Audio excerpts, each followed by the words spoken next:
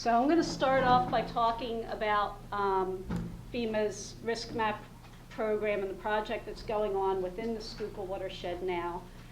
And then Mark will talk about his green infrastructure projects.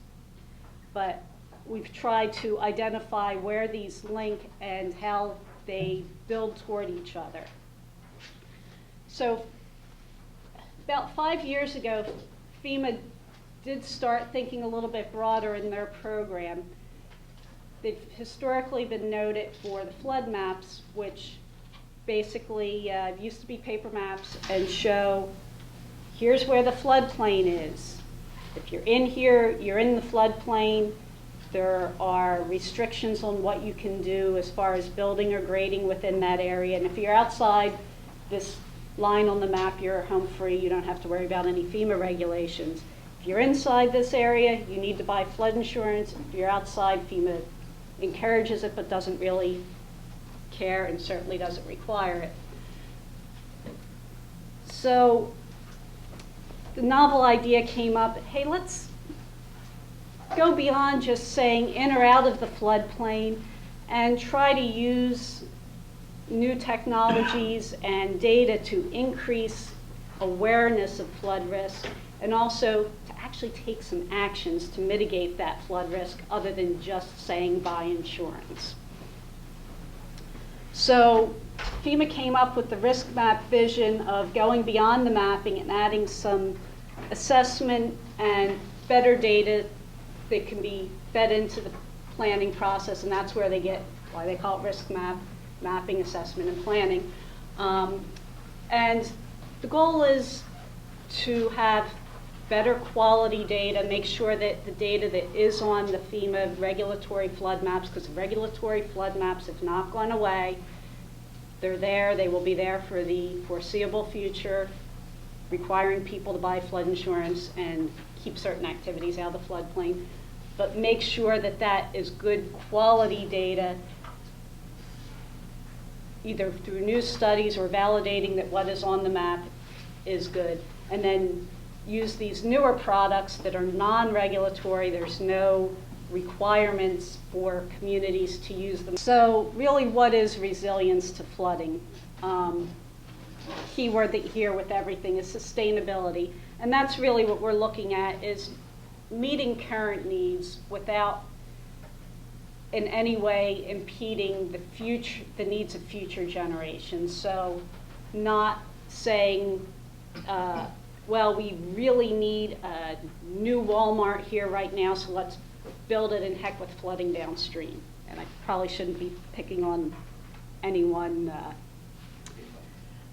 company, but it's an example I've seen. So in recognizing flooding's going to occur, nothing that we do will ever make flooding not happen. So we want to make sure that when it happens, communities, individuals, businesses are able to recover without it being something that takes them years to rebuild from. And whether that is through moving some structures, elevating buildings, and I have a whole list toward the end of different mitigation activities, making it easier to get through this devastating loss of a flood, and really looking at it not just from an environmental, or not just from an economic standpoint, but also environmental and socially. If you protect a community by moving everybody out and there's no community there anymore, well, maybe you haven't really met the goal of the exercise. So why is FEMA focusing on the Schuylkill Basin? I'm not going to read this, but these are all the factors that FEMA considers when deciding where they're going to spend their limited budget. And the Schuylkill Watershed is actually one of the highest risk watersheds within FEMA Region 3, which is Pennsylvania, Maryland, Virginia, West Virginia, and DC. And probably in the top 5 or 10% nationwide. because of the density of population and the flooding history that's occurred, it's a very high-risk watershed. So what is currently going on within the watershed, and you'll see looking at the watershed here that I've kind of got two different types of areas. One is up in Schuylkill County. FEMA decided they will be updating those regulatory flood maps with new engineering analysis and new mapping for the entire county. For the rest of for the entire watershed, there will be those, and I'll discuss a little bit what they are now, but a RiskMAP project with RiskMAP products being developed. And you may ask, well, there's the fewest people up in Schuylkill County, the least development. Why is FEMA focusing more effort up there? It was really a twofold thing. They were looking at how much budget they had and said, we can't do what we want to do in the entire watershed in this fiscal year. So we want to start at least a phase one, and then hopefully in future years they can fund more. From an engineering standpoint, it makes sense to start your modeling at the upstream end of the watershed and then build down as the funding becomes available. The other reason, which was also a practical reason, was in these other counties, FEMA has invested money in the last 10 years or so. I kind of consider any FEMA study that's been done since the start of my career to be new, but since that's now over 20 years, it's not really new anymore. However, by any standard, Schuylkill County's maps, basically, they took the old paper maps and just digitized them. So most of the engineering analysis up there were done back in the 70s and 80s. So even by my standards, that's old. These counties have had a lot more updated engineering that's occurred in the last 10 or 15 years. So the existing data is better in those counties. So non-regulatory RiskMAP products that are going to be developed for the entire watershed, and some of this is in progress right now, and I'll get into what each of these are in a minute. But we'll be developing depth grids for the 1% annual chance, better known as 100-year flood, risk assessments, and the basic RiskMAP products of the database map and report. And the goal of all of these is to better describe and communicate flood risk. So this little image up here is the regulatory historic flood maps, where we've got static maps in the report, and there actually is an underlying database that the average user never uses. The flood risk database really is what generates everything else. So this is, the database houses all of the information that's developed, and then it pushes out maps, report, and can be used for analytics as needed.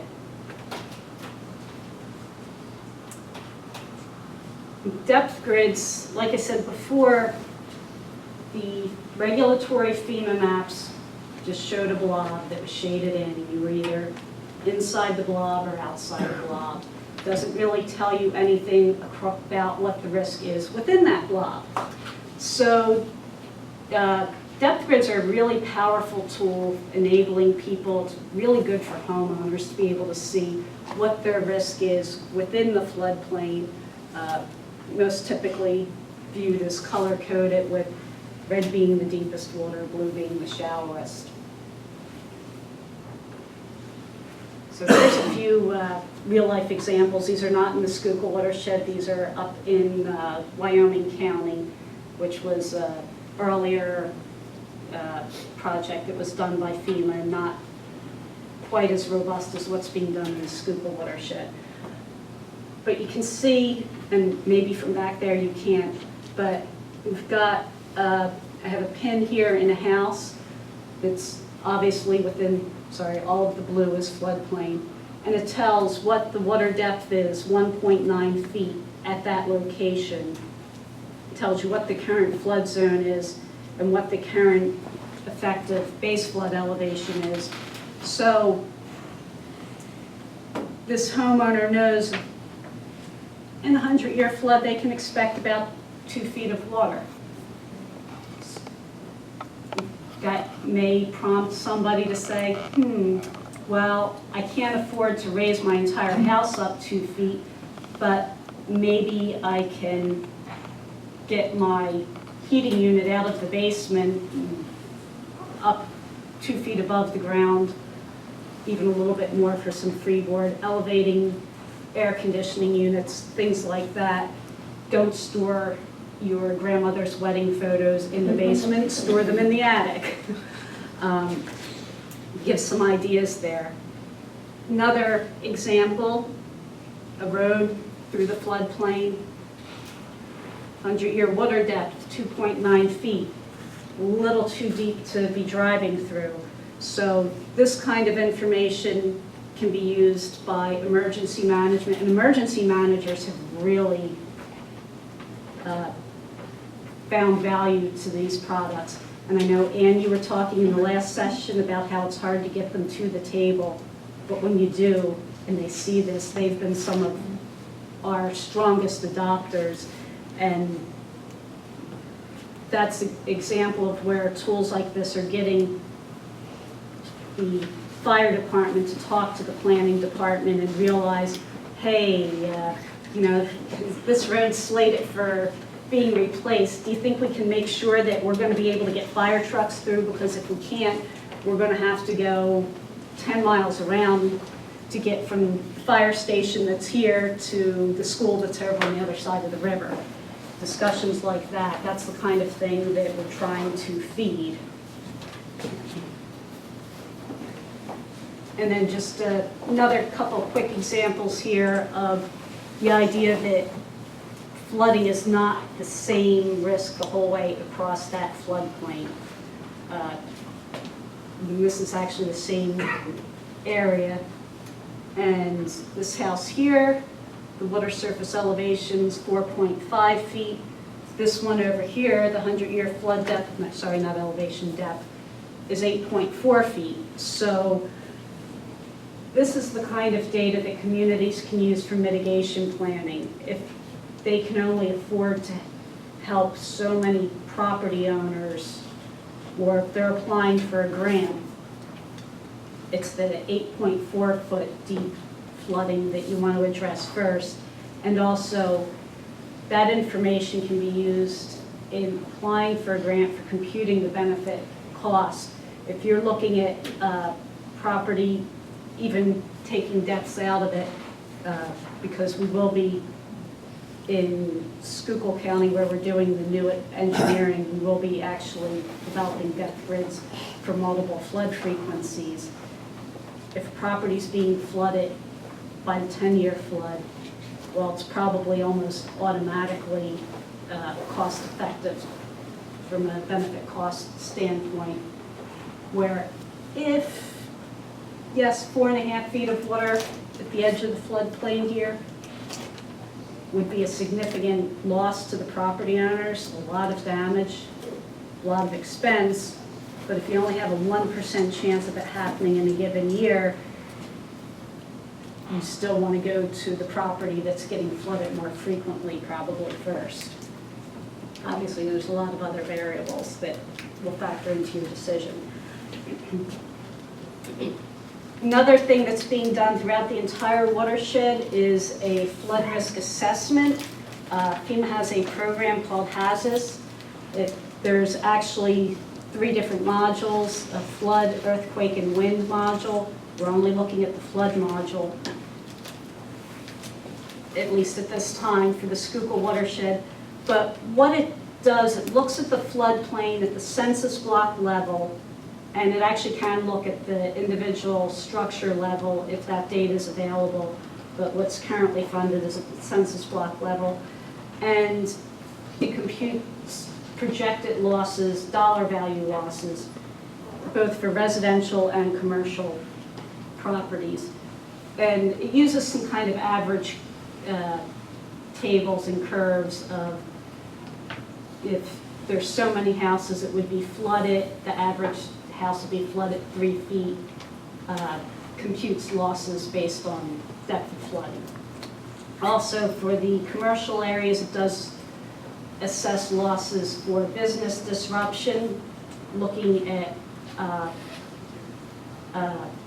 occupancy and also losses due to lost wages and income. So you can see, hey, you know, not only are we looking at this poor person may have their house flooded and have to rebuild, but they might be out of a job, or at least out of a job for 4 months while they rebuild. There are some additional products that will be for Schuylkill County, not planned for the rest of the watershed at this time unless we update regulatory products. I'll show you what changes since last firm looks like in a minute. I mentioned that the depth grids in Schuylkill County will also be showing the 10 to 0.2% chance of annual floods, or for people that think better with frequency, the 10, 50, and 500-year flood events, so that you can see at a specific location how those flood depths increase with the frequency of the event. Also, what we call flood analysis grids, which if you're just looking at them, it's that same kind of color coding across the floodplain, except that what it's representing and what you would click on is seeing what's the percent chance or percent probability that that individual structure would be flooded in any given year, or in the 30-year life of a typical mortgage. It's a very good communication tool to property owners to say, well, yes, you're in the 1% annual chance floodplain, but where you are, you've got a 20% chance of being flooded any year because you're closer to the creek.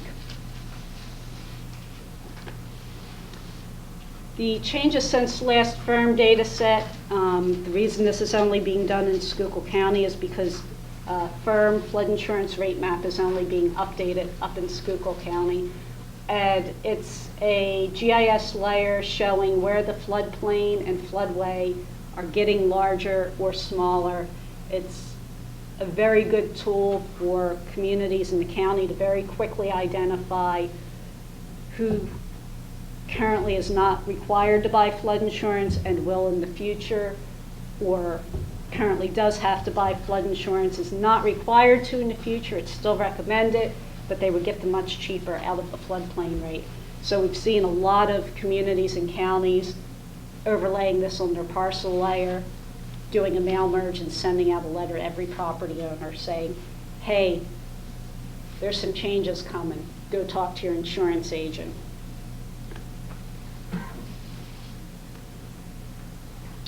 And as I mentioned before, the goal here is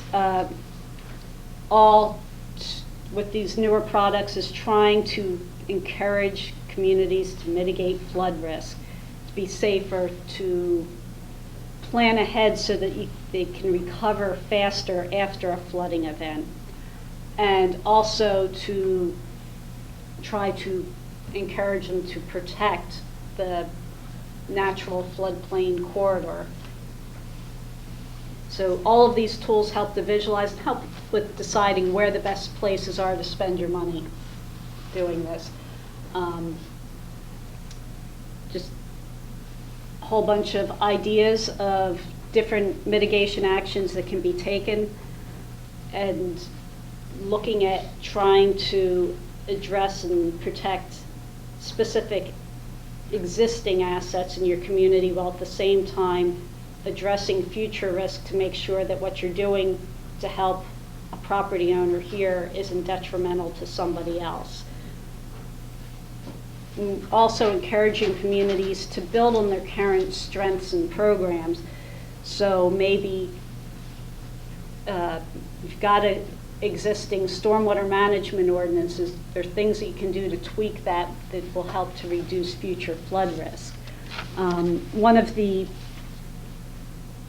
cross-program things that I actually ran into while we were in the very early stages of this project, we looked at every stream in the watershed. FEMA has a database of mapping needs where they know that their flood maps are bad. And those are the ones that they would trigger first for restudy. So streams where they know flows have changed, or they know there's been a lot of new construction in the floodplain, new bridges. And looking across programs, you know, I live in East Pikeland Township, close to French Creek here, and at the same time, I was working on trail plan for the township, because I was on the trail committee at the time. And I noticed, FEMA's database shows that French Creek would be a high priority for restudying. One of the reasons in our reach is a dam that breached naturally, I think sometime back in the 60s or 70s. However, I knew from my work on the trail plan that with the exception of 4 properties in the township, the entire reach of the trail, or the creek, which the trail was going to follow, already was under easement. It was already protected as open space or something else. I said, hey, FEMA,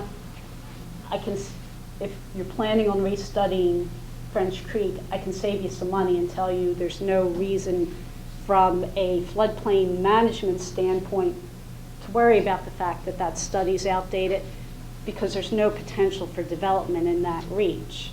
And I was on the Planning Commission at the time, so I did make sure that I fully disclosed that I was telling FEMA that to the rest of the Planning Commission and got concurrence. But I said, hey, FEMA, you know, you can save a few $1,000 and not do a detailed analysis there. It turned out that funding limitations, they weren't studying any of French Creek, but looking across programs, trying to build those synergies.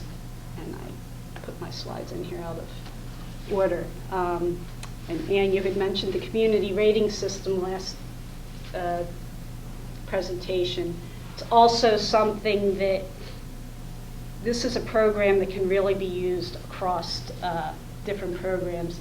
FEMA's community rating system basically says, all right, communities, there's the basic minimum of things you have to do legally to be in our program, but there's a whole lot of extra good things that you could be doing, a lot of you are.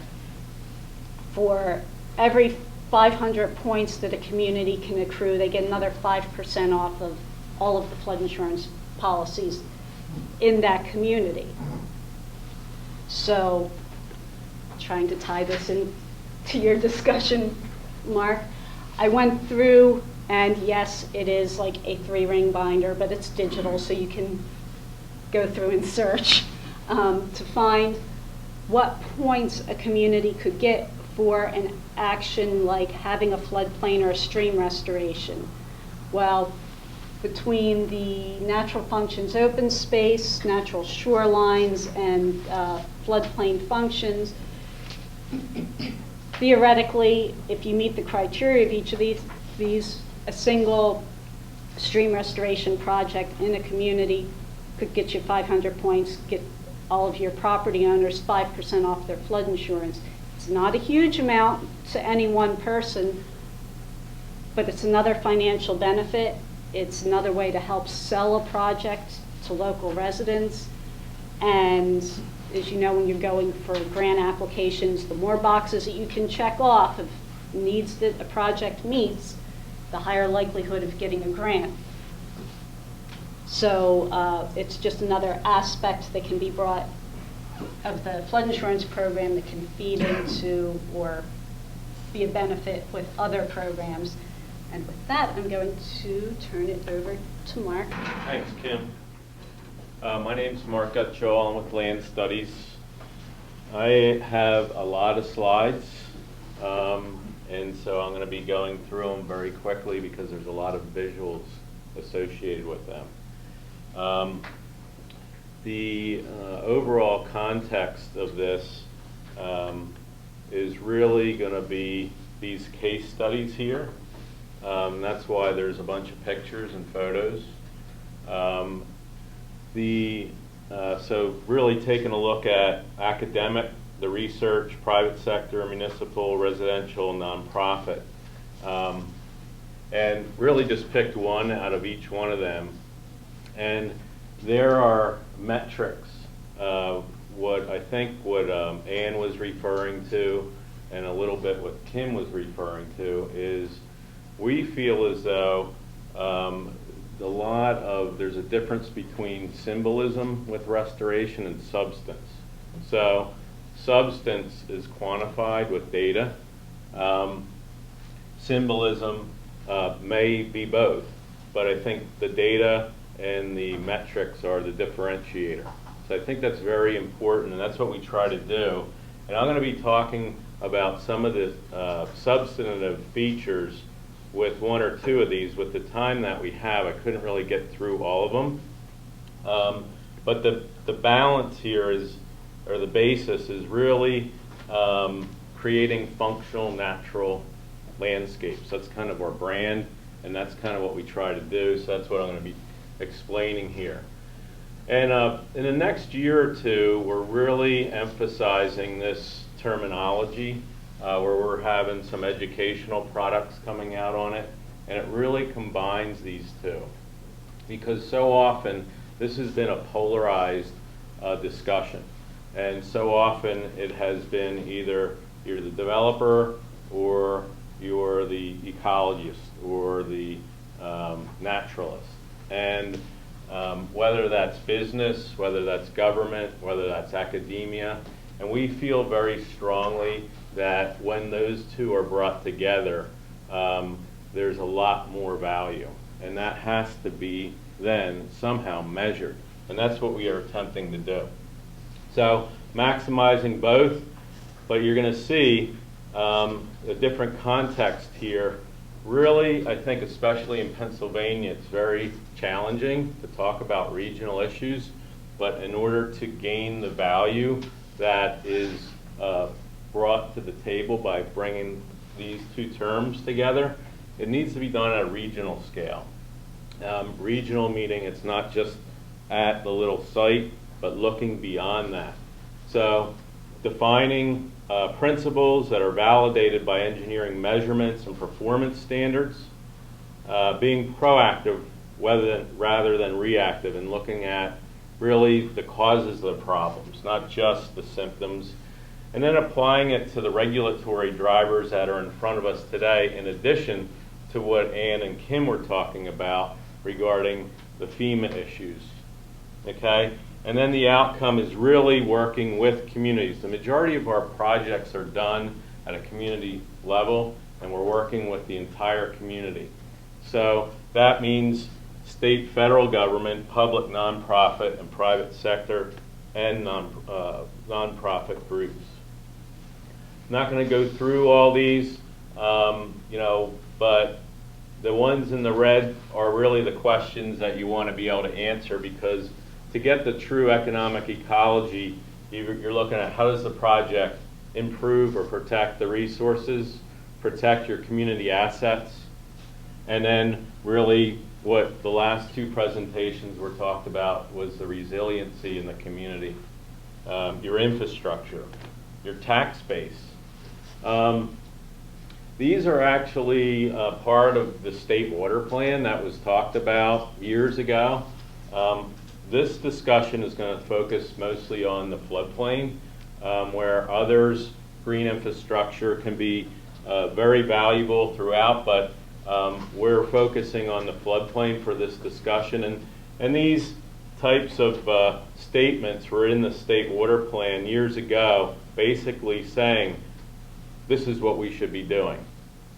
And this is, we believe, what we should be doing as well at a community level. And that's the reason why we've got a few examples here. This is kind of like a cartoonish type thing if you see the outhouse right off the bat, but it's getting your head to think about how we've looked at dealing with our waste systems okay? This is site level. This is regional level, okay? And these two slides in between are sort of our way that we've progressed.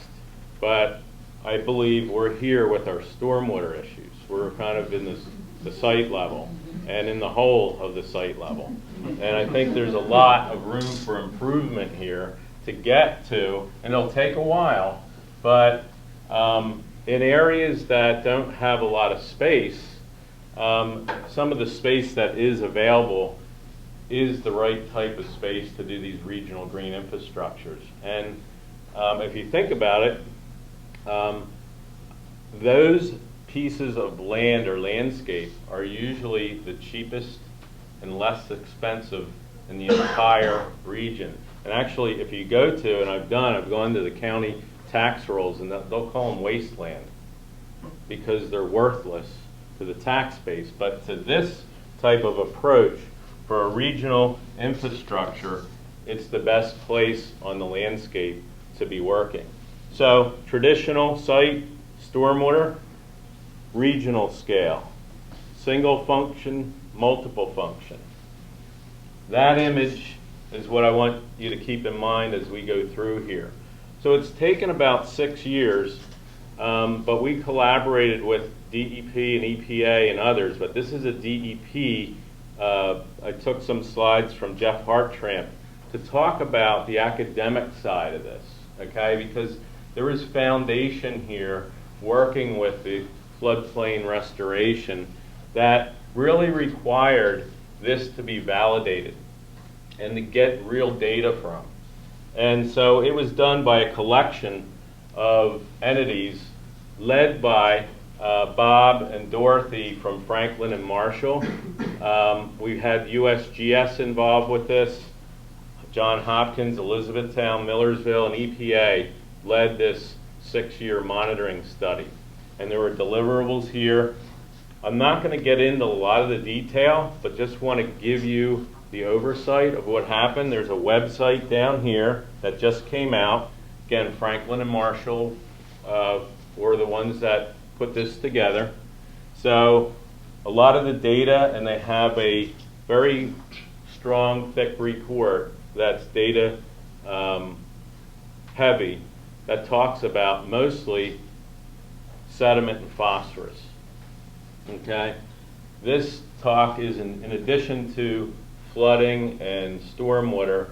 I threw in a little bit about water quality too, because of our TMDL issues and the MS4 issues that we all face.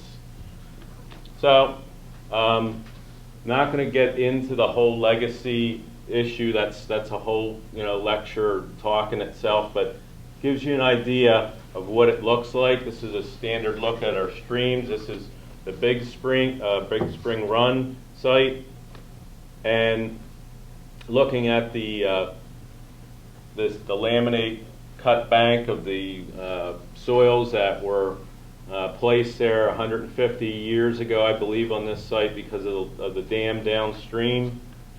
3 gauge sites were put on here, 2 upstream, 1 downstream.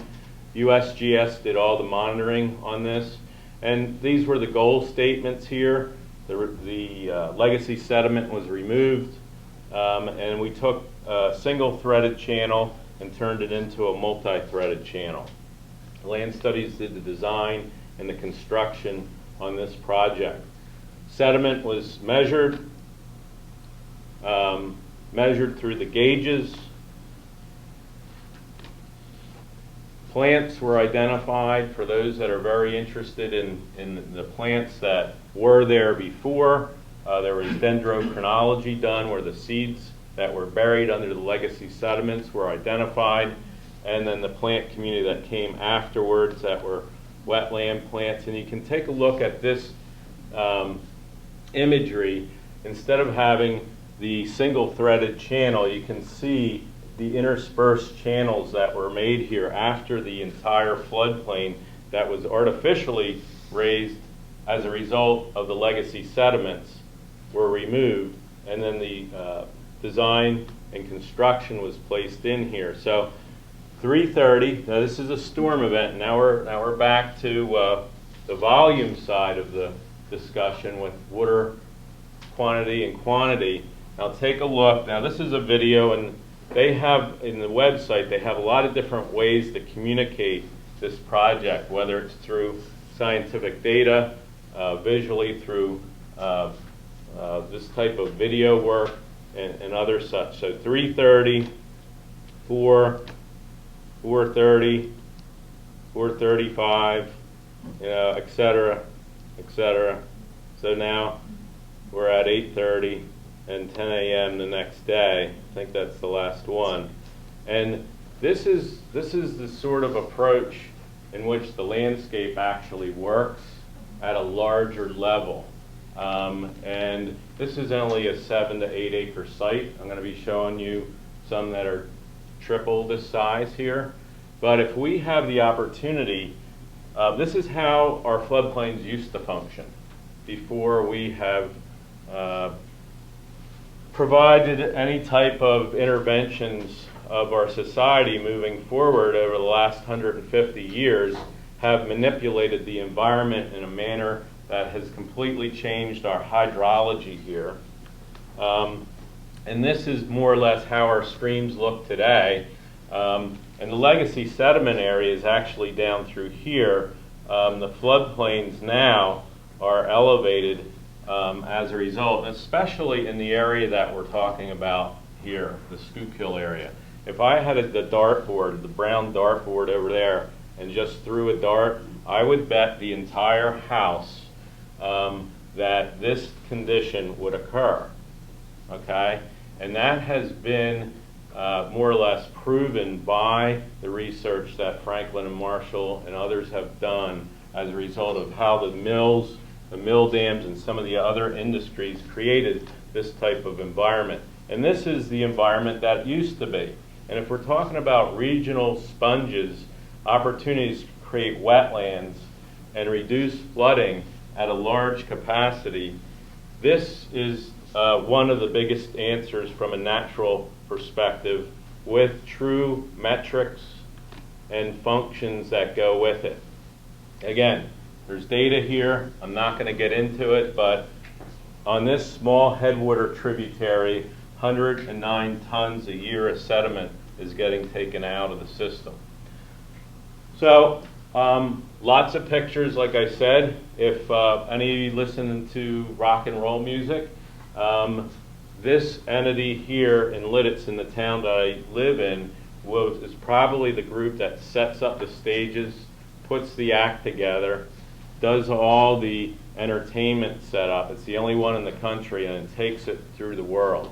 So they wanted to do the right thing here and had a big floodplain to work with. Here's the setting of it. This is Lititz itself here. The site's up above. Look at the headwaters. It's all row crop agriculture, soybeans and corn. Okay, so if we're talking about flood water quality or quantity, this is hitting everything. Plus, you've got a potential opportunity to, I wouldn't use the word flood-proof anytime, some people do, but provide some flood relief to a town that is an urban setting. Here we are at the site. It's about a 96-acre site. You've got a stream that's been manipulated, obviously, over the years, going through it, headwater stream. Do a plan. We worked with a group called Derek and Edson here. They're the land planners. These are the structures in which the rock industry groups would be there. This is the size, what I'm referring to as a regional stormwater approach. Okay, instead of having little pimples on the landscape, which historically we've been trained to do since 1960s, okay, which I don't think are that effective. This is the scale and magnitude and size that we should be doing, especially in Pennsylvania, because we have 80,000 miles of streams, and we have municipalities that only think inside their own boxes.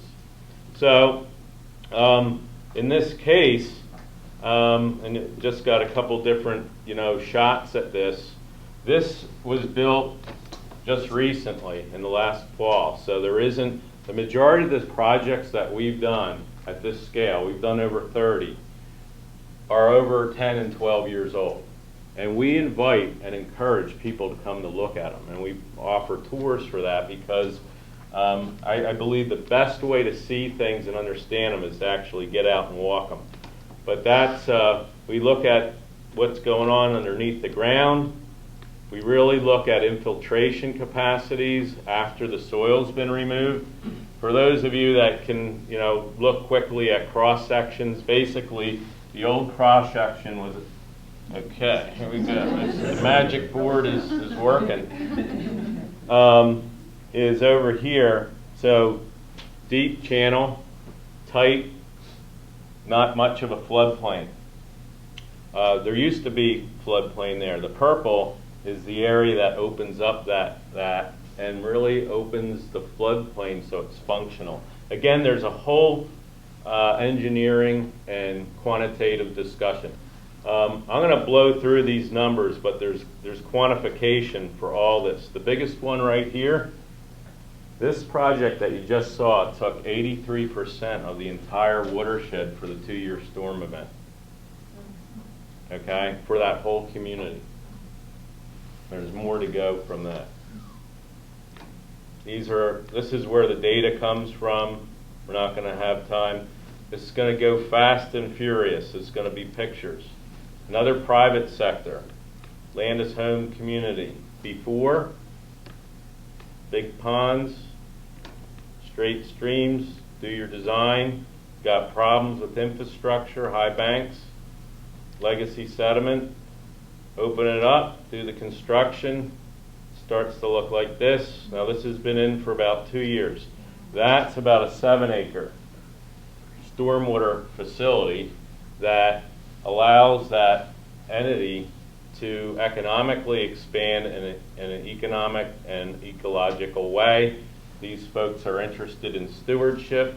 They get trails throughout, education, and just recently on Wednesday we had a melt on the snow. They take pictures. It's working.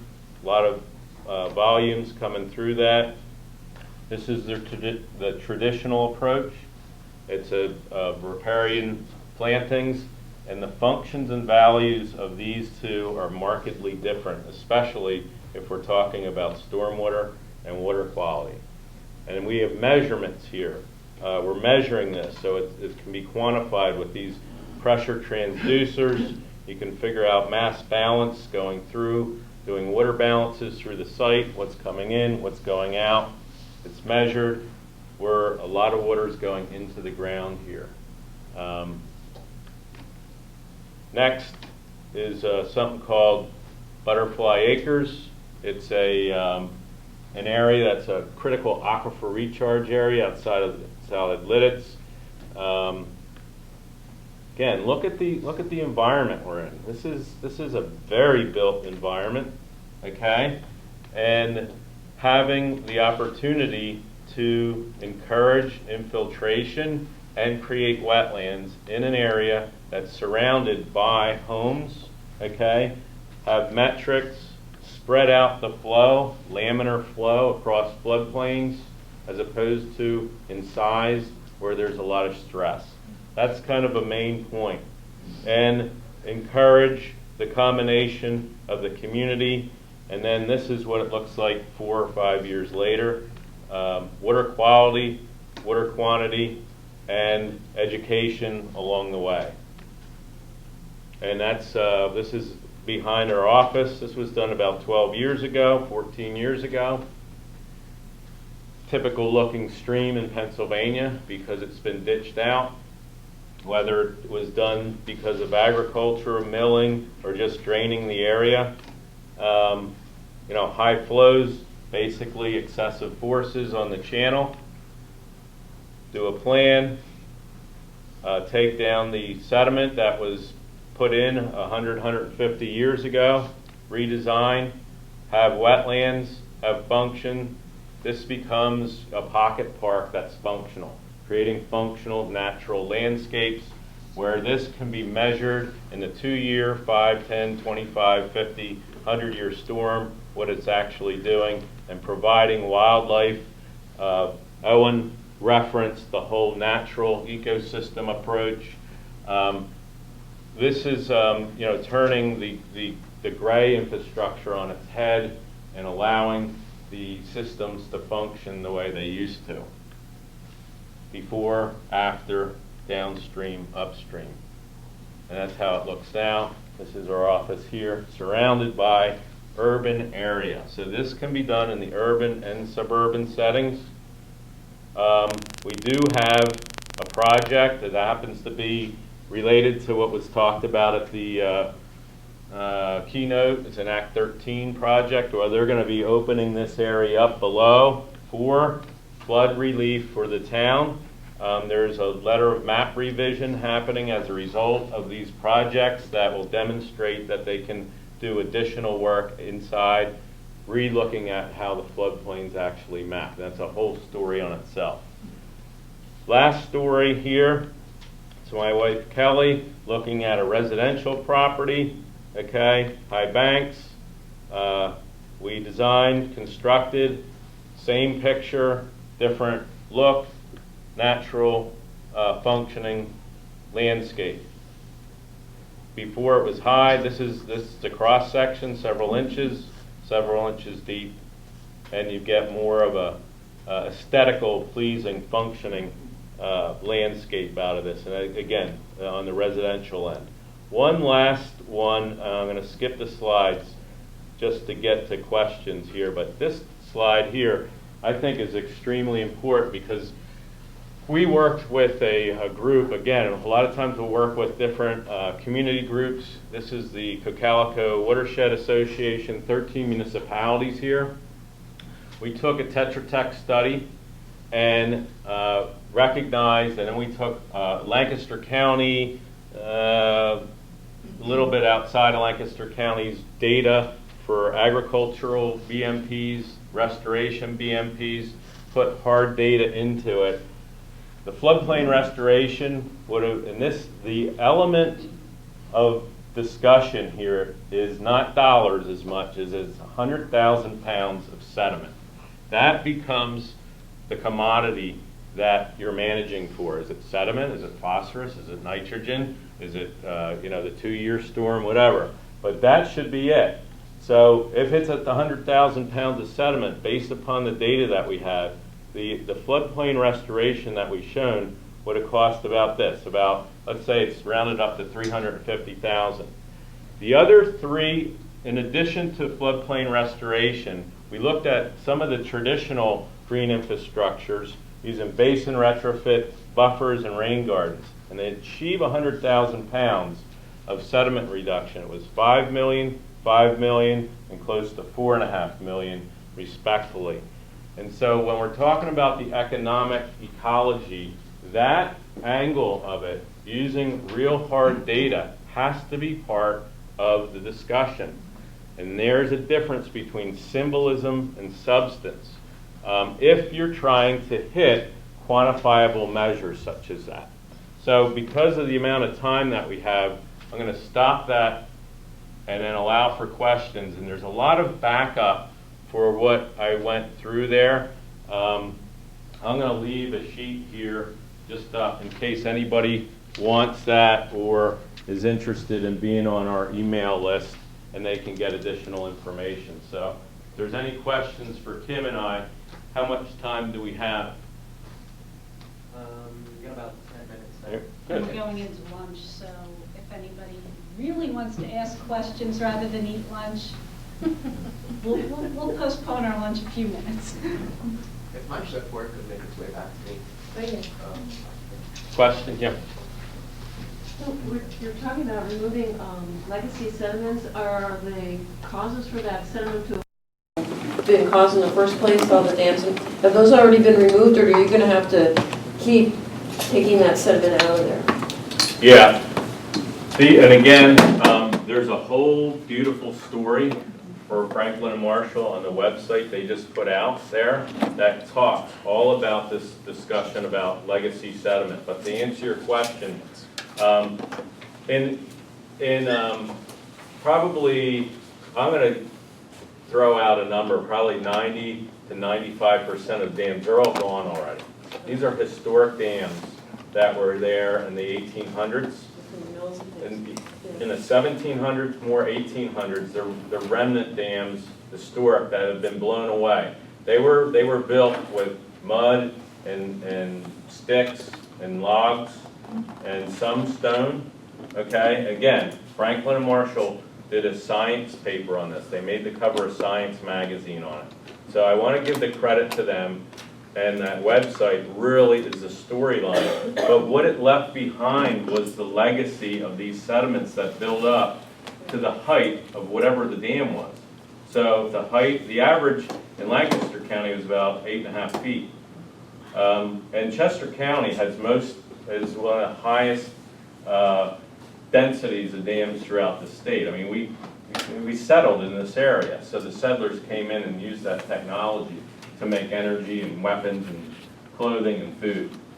But that story is very well told by Franklin and Marshall on the website, and I will make sure if you want more information to send that to you. Yeah. Was there any reports of increased mosquito breeding with the laminar flows? Excellent question. We have, because a lot of our projects are 12, 13 years old, we had to go through the whole West Nile scare when we were building these, because at the time that really took on the news. And so we had mosquito larvae experts come out to our site, government and private sector and academia, to look at larvae, and trained our staff in that as well. And across the board, they basically said this environment is actually beneficial, that we want. There's so many different types of mosquitoes that I wasn't even aware of. And this type of environment actually really encourages the predators to come in, and the right type of ecosystem versus the water and the old tires that are hanging out in a stagnant area. But great question. Yep. Mark, the stormwater BMP for Pennsylvania is undergoing revision. Is there a push for floodplain restoration as a viable BMP option for MPDF permits? Yeah, and I should have, because I was rushing through this, the Rock Lititz one was the first one that got their entire approval process through the MPDS, and the private sector one was done about 2 or 3 years ago. But to answer your question, there are, when you bring in any type of new thoughts, there's going to be different people in the camps. There's going to be, I don't want to change anything, and we get a lot of that in Pennsylvania, okay? And there's others that say it's time to, let's look at different things. So we're obviously in one side of the camp that's very aggressively saying this should be part of it, and Jeff Hartramp is the state guy that really is out in front of it and pushing it. And there are entities that really want to see this, and I'm waiting to find out from how the new administration is going to look at it, because right now I'm not sure. But if they're interested in, from a cost-effective standpoint, we'll do cost-benefit analysis on these projects. They're interested, if the state is interested in a cost-effective way to reduce Chesapeake Bay issues, nitrogen, phosphorus, sediment, MS4, TMDLs, critical, aquifer recharge. Depending upon where this is done, this should be a strategic, initiative, and it's listed on that state plan, the state water plan that I showed you. But kind of waiting patiently to see how this administration is going to take it on. Yep. I'm going to get you in the back. Have you done studies that combine repetitive losses in your economic studies, or has it all been nutrient damages? Yeah, this is exactly why I think Kim said in the beginning, it's nice that the three of us were paired together. We're a small company. We've got 26 people. Dewberry is a big company, and they look at one of their biggest clients is working with FEMA. Right. We don't, that's not the world that we live in. However, we have talked to people at FEMA from the Pennsylvania regarding this, and we feel as though this is a very good opportunity to work with the FEMA, opportunities, because it basically is saying, flood here, please flood this, and we can measure that, and it will have an impact positively on the, the community that it's in. And urban flood, urban nutrient enrichment is not without the economic costs, Yeah. damages. Yes? Are you taking out erodible soils and putting in meandering stream to create this? We're taking out the soils that were deposited as the result of human intervention about 100, 150 years ago. We're removing that, and what is left is a functional wetland underneath it. And what we would do then is, by understanding the movement of sediment through an area or sediment transport processes, we'll design a channel that will move certain sediment so it does not create additional stress on that wetland. And that could be the size of a 17-acre area. It could be a 50-acre area. We happen to be working on a very large one in the western part of the state right now, in many miles. So that's how if I go back, that's how our systems used to look. We're basically returning them to how our systems worked before. It's just we've lost sight of it because of all the progress our society has made. Yep. Could you explain briefly a little bit about the fate of the removed legacy sediments? Are they landfill, used for development? Have you found other beneficial uses for them? Yeah, this is really a good question. This is probably the best beneficial material because it'll get tested and texture tested, lab analyzed, and for areas that are shy of really good sediment sources, this is probably the best you can use. We did a lot of work initially dealing with grants and communities. A lot of it went to municipal fields, soccer fields, baseball fields, parks. Franklin and Marshall, I think, has a report where they just used the beneficial use on a project out on their campus from that Big Spring site. So this is very highly valuable topsoil. Mark, can you talk about the relationship between the discussion about we look at like BMPs, and we talk about riparian buffers as a BMP, which is everything except up to the floodplain. Yeah. Can you talk about maybe the relationship if you're doing floodplain mitigation and management and or riparian buffers to meet nutrient loads and stormwater requirements? Yeah, and I think every watershed's going to be different, and the socio-economical situation's going to be different. And this fits. It doesn't fit everywhere, but I think it's what we try to do. Encourage is do an assessment for your community, figure out where the different BMPs actually fit in. There is a definite cost-benefit analysis between them all. We encourage, and you see stuff in here, what we do is if we're taking out the trees or lowering this area, the trees come back on this landscape, on the floodplain restoration as well. So this becomes forested and riparian with shrubs and trees. This is a preference between the community and what they're actually looking for. But there is a major cost-benefit differential, and that's what we're advocating for if people have to meet regulatory compliance metrics, so that they know if you're going to do, like in Lancaster County, the meet to targets of the Chesapeake Bay, I think it's 1,700 miles of buffers. That's not realistic. That's not a realistic thing in a agricultural setting that is, farmed very intensively. And people are going to give up that economic It's going to be landscape, very the difficult. buffer, So it's a but- matter of figuring out where, it may not be the same the whole way across the landscape, but there may be more over here and less over there. Yep. Is this more suitable near the headlands of a watershed versus near the bottom? Well, it can be done in either place, but it's a lot more easier to do in the headwaters for a costing benefit, cost-benefit analysis, but it can be done in lower areas as well. With that, I'm going to stop.